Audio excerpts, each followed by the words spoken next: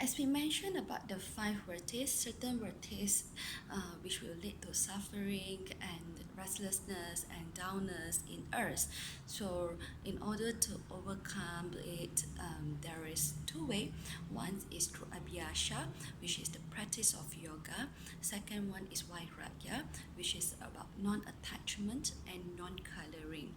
The four phases of Abhyasa is Dirga, Dirgakala, which is about long term. When we practice yoga, we are talking about constant effort of and long term, and it is not about just 4 months or 1 year. It is about long term. This is about throughout our life, every day on a daily practice purposes. The second one is Narantarya.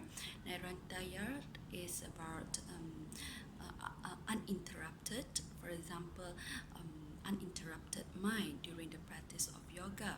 So we are conscious, we are aware of what is happening surround us.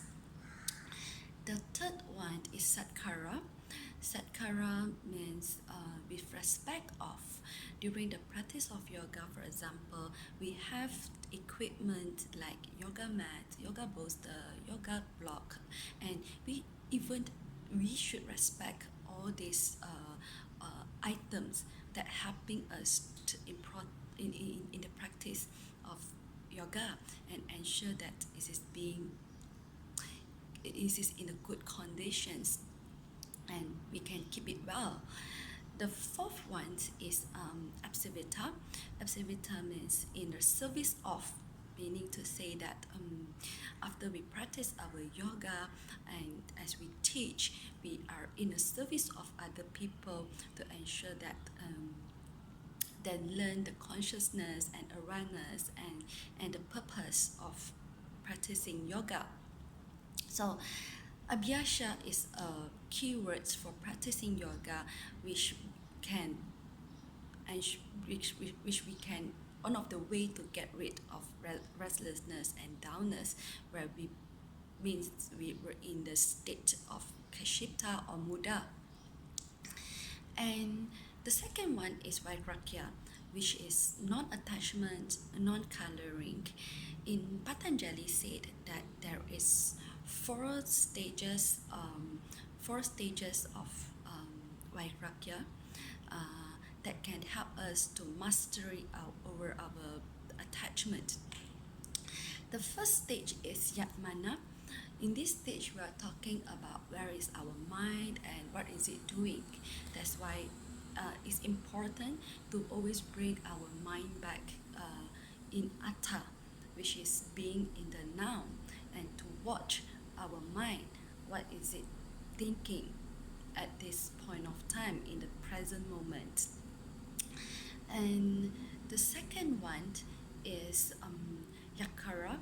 Yakara is about ascertaining, for example, ascertaining the people, ascertaining the object, ascertaining the places that's actually impacting our health, our emotions, our mind, and by ascertaining all this object, is actually making us excited.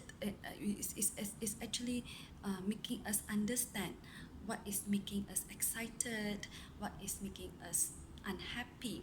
So we can understand what is our mind is doing. So by ascertaining the object. The third stage is Ikandriya. Ikandriya is about taking responsibilities, meaning to say that we should be able to understand that whatever problems in our life is actually created by our mind.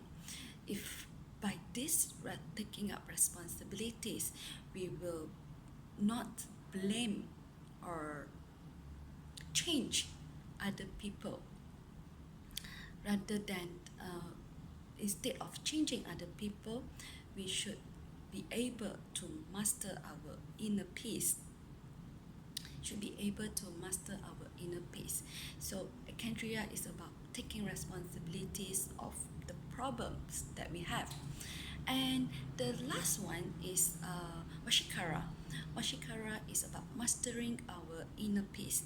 By mastering our inner peace, when we get lost, we are able to always go back um, to the state where pramana, by having the rightful knowledge, and it will lead us to insightful seeing. Mastering our inner peace is important um, to to mastering our inner peace is important to reduce or to disseminate restlessness and the downers stage.